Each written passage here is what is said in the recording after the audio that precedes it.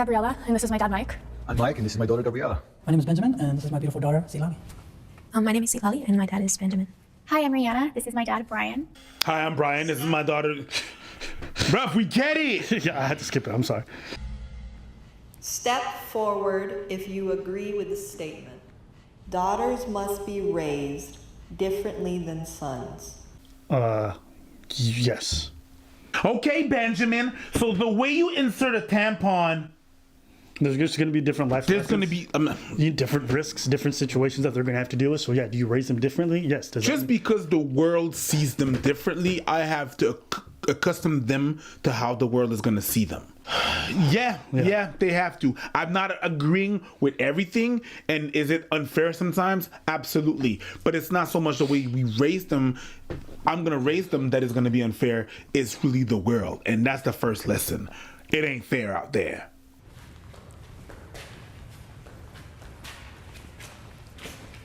It's not so much because of them, but because of the society we live in. But I know if I had a 14-year-old boy and I wanted to send him out to the corner store, I would feel pretty confident in doing that. But for my daughter, it's a different situation, and it's not her fault.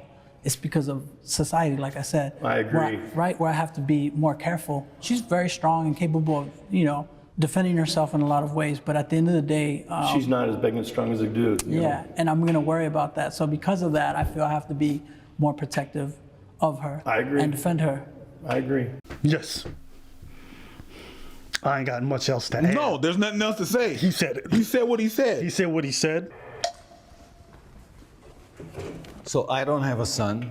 I only have daughters. But if I had a son, I don't think I would raise him any differently. You can't talk. That's cap. That's cap. That's cap. Just listening to your accent, I don't believe you. Is that wrong to say? You can say it. Hey, man, I'm Maybe just your saying. Twitter account's going to be banned, but you can say it. Yo, I'm just saying, man. I would never raise my child differently. Nigga, stop lying, Jafar. All right, let's go. You know what time it is. The type of scenario that you're talking about, I completely agree. So, okay, stop. Okay, so you agree. But I think this world is dangerous for both male and female. One time I was in the 8th grade, and I guess I didn't tell my dad I was going to City Walk with my friends, and I didn't come home till like midnight or 11 p.m., and the cops were like all over my block. I dialed 911. I said, hey, my daughter's gone. I don't know where she's at. Yeah. She doesn't answer her phone. If it was my brother, because he's 3 years older than me, so at the time I was like 14, he'd be 17, my dad would be like, whatever. If he calls me, he calls me. But if it's me, it's like, oh my God, my daughter's missing. I don't know what's so odd about that. Okay, here's what I will concede. Sometimes can fathers be slightly overprotective of their kids to the point where it's to their detriment? Bruv, can mom be slightly overprotective of their son to their detriment? Sure. Same. I'm not going to disagree with that. Not in the same things, but yes. Wedding? Yeah. Who you wed? Who you bring home?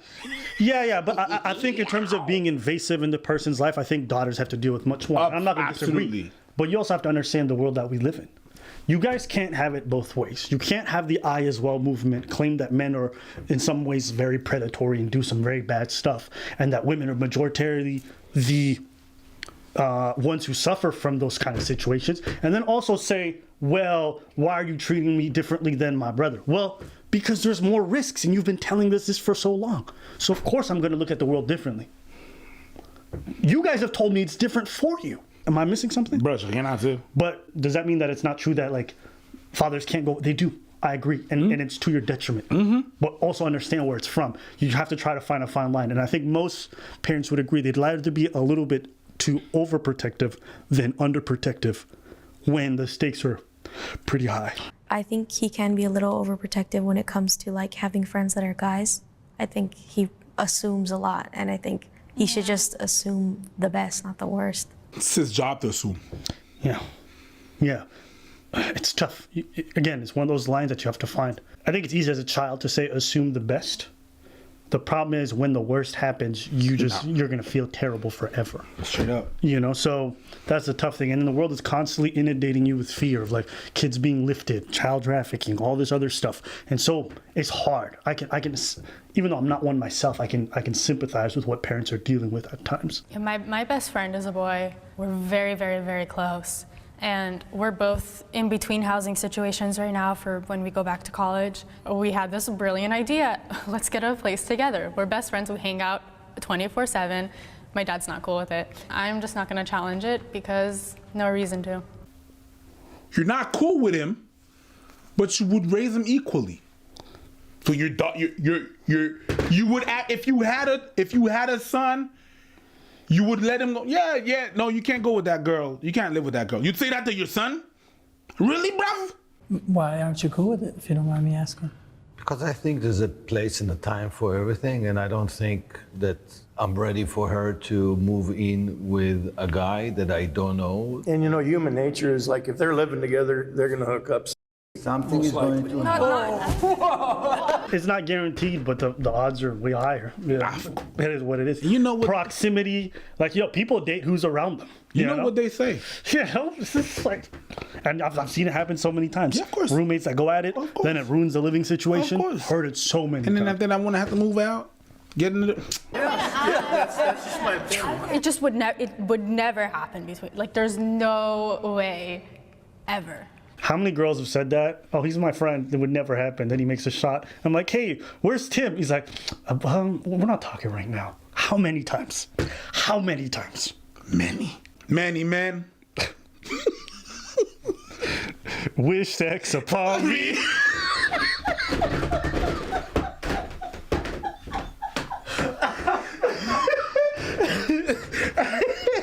Close my eyes now, you gonna see.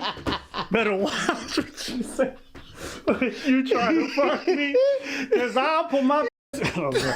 You could go on. I put a pussy.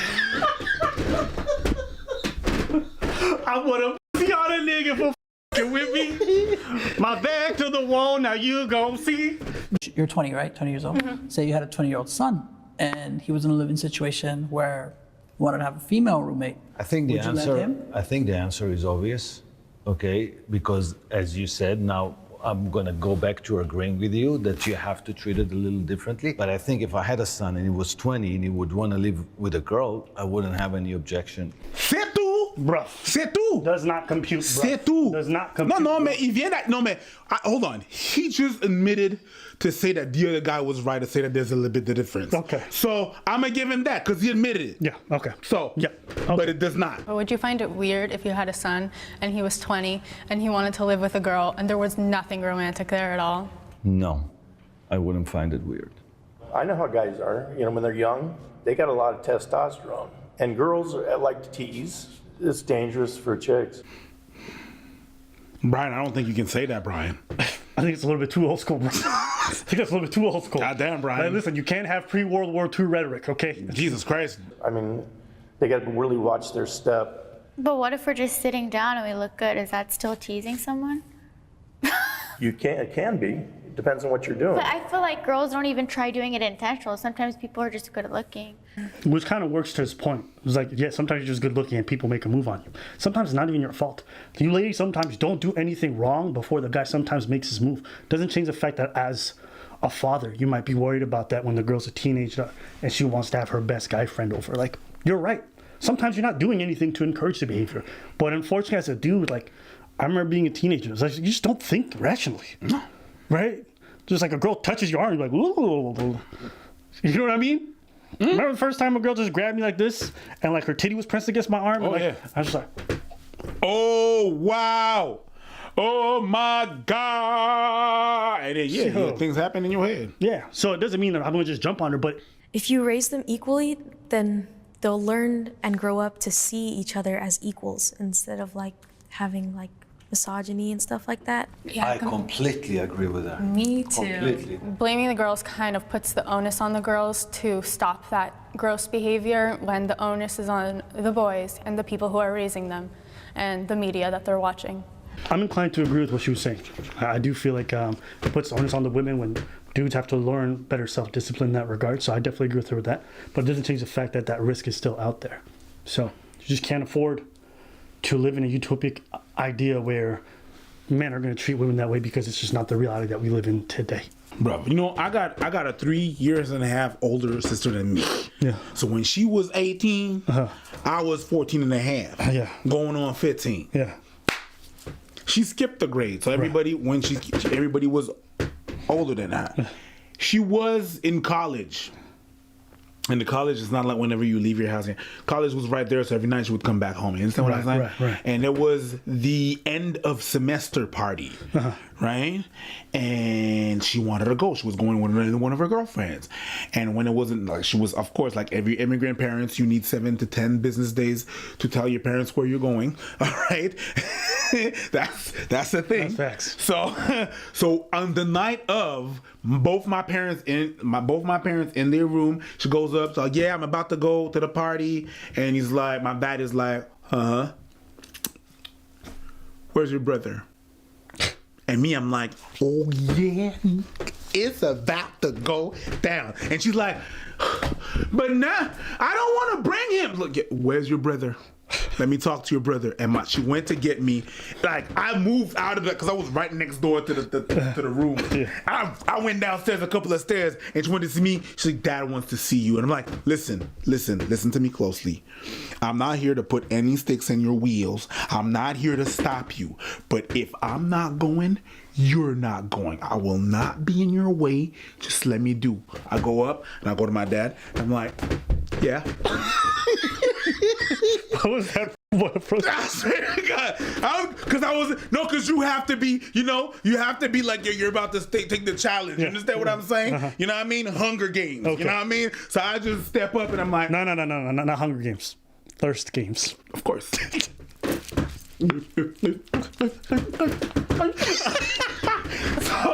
So I step up to my dad and I'm like, yeah.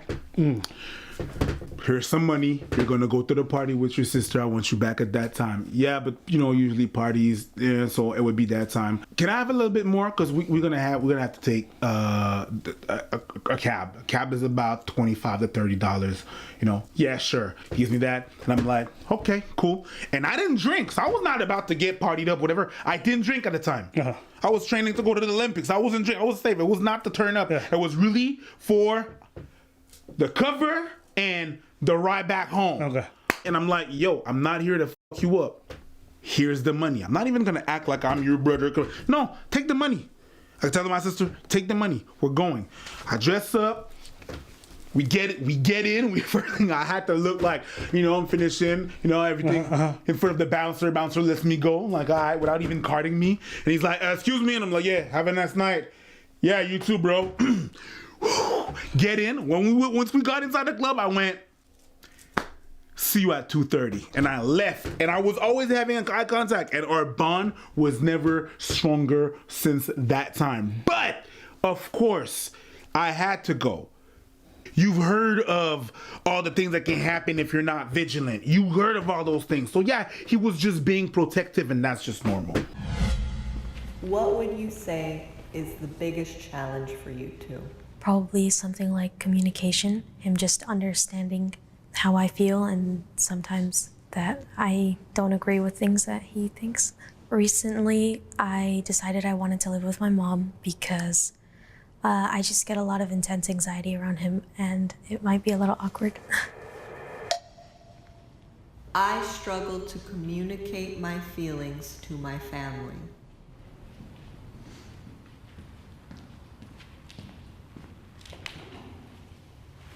A lot of the times, I just don't know how my dad will react to some of my feelings, and I don't like for him to see me upset, because I know it upsets him a lot.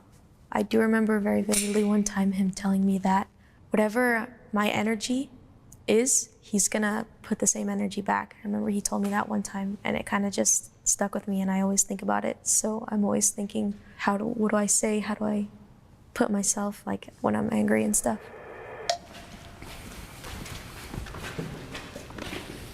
I feel that I've been a very open father and understanding, And I try to let her know that I'm not going to judge her. I'm not here to judge her. I'm here to help her. I definitely feel that she doesn't feel comfortable expressing herself to me fully. And it's so strange, you know, because we grew up so close. We grew up so close. Like, we were together all the time. I feel like when she became a teenager, it was like, all that changed, everything. It's normal that like you didn't go through the same thing and you didn't go through life through the same lens. So it's possible that there are some disparities within the way that she sees things. And on top of that, there's a gender gap. There's not a gender gap, I'm sorry. There's a gap between you and her because of the what you live at the time that you live and what she lived at the time that she lived. You know what I mean? So there's a gap. There is definitely a generation gap there. So of course, generation gap plus you didn't go through life through the same lens. Yep. It's normal that you Also, you know, relationships ebb and flow. There's going to be times where you guys are very close, and then there's going to be quite a bit of distance, and it comes back together. Yep. Relationships are not necessarily always going to be stagnant, especially not with family members. I had periods where I didn't talk to some of my siblings for many, many years, and then now we're really close. Like, it varies. So, yeah, that's what I would say to that. It was like an alternate universe. Like, what is this? What is going on? You just have to give her some space. Definitely. I don't know. I guess it scares me a lot to disappoint him. That makes sense, but just know that you're never gonna disappoint me. Like, nothing you do will ever disappoint me. I love you infinitely for who you are, and I accept you fully for who you are. I love you unconditionally, okay? Sorry. It's okay, love. It's okay. Yeah. Why do you have to ruin that? Well, yeah, it's the same space. She's with her. But if you say that and she's with her dad, he gonna decide if it's the same space or not. What you mean? It's the same space. It's okay. That's where you lost me. What place is not safe for a woman to really cry in? What is that? Stop crying. Like, who's gonna come out of the woodwork to be like, them tears is offending me? Oh my God. Get them out. No, come on, bruh. What was it? It was a great moment. They were having a connection, and you felt the need to just, it's a safe space. Man, shut up. It's totally okay. You don't disappoint me. You never will. I didn't really have my mom to run to when I started my period, like all the girl things, literally. Like, yeah, I see my mom here and there, but my dad took custody of me at such a young age, so that made us like have a really strong relationship. He's also like my best friend. I tell him everything. I tell him who I'm dating, this and that. And the cool thing is about him is like dads could be like, don't do this, don't do that. But if anything, he just gives me really good advice. That's really sweet. That's a really good thing. That's actually kind of cool to hear. She hides about 20% of stuff from me, and I hide about 20% from her. She doesn't tell me everything because I don't want to know too much, you know.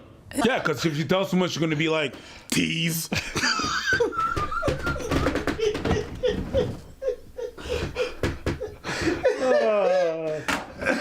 I agree with him. There's some things I just don't want to hear about. You want to know who I banged last week? Nah, we're not having that conversation. Tease. we not doing that. When I was 18, I wasn't ready to say anything to anybody. I'm a very private person, and my dad is too, so he understands. And he never pried, and he never asked too many questions. And I don't know what's up with the shadows, but every time it pans to him, Yeah. he always comes out looking like a Disney villain. Yeah. And it's unnecessary. So he's even has the Jafar mold. Yeah, that's what I'm saying, though. That's what I'm saying. So that's why I'm worried for Agrabah, because this man looks serious. So my grandpa died 5 years ago. My dad went to go be in Israel, say goodbye to his dad, spend time with his family. But my dad was there for a month, and we didn't see him for that month. And I realized a couple years later that he went so he wouldn't have to grieve in front of us. It just made me sad that he felt like he couldn't do that. And now I understand why. I know that I'm the backbone of the family, and and I'm the only man of the house, so I wouldn't want to see myself breaking down in front of anyone of my family. I don't think there was a situation that I needed to, but I wouldn't think that I'd be comfortable opening up that much. I feel similar. I feel like I have to be strong just because I can't show her what I'm going through, because then I'm kind of putting her through it, similar to what you said. It's an interesting dynamic where I think the fathers want that from their daughters because they feel like that's their role, but they can't reciprocate that feeling, which I think is an interesting thing to hear from dads, but I'm not surprised. No, I'm not. Yeah. I'm not surprised, but it's refreshing to hear, actually. It's good because I want to know. The thing is, as a dad, I want to know so I can protect you. Right. But you can't know because I want you to know that I'm still strong to protect you. Right. So that's the reason why there's that dynamic. And that's why they want the daughters to say so much, but they're not willing to give out so much, because if you give out so much and you dash out a little sign of weakness, then you're not so much that person to protect you. Yeah. You understand? So that's the reason why for that dynamic, and I understand it. You know, just recently she made a big decision. She decided that she wanted to stay with her mom full time. Since she was 2 years old, we've always shared custody 50-50 down the middle. So I went from seeing her half of the time to here and there, and it hurt me a lot. It hurt me down to my core. But at the end of the day, that was her decision, and she thought it was best for her mental health. So I agreed with it. But I can't sit here and say that night I didn't go home and cry, you know? But obviously that's not something I want her to see, because I want her to be happy regardless of anything. I think this might be the best cast they've ever had for a Jubilee video. This is really, amazing. This is really good. This is amazing. Yeah. Mine is like the producer being like, "This is a safe space." I give this a 9 out of 10. I thought it was very insightful. It was interesting to hear.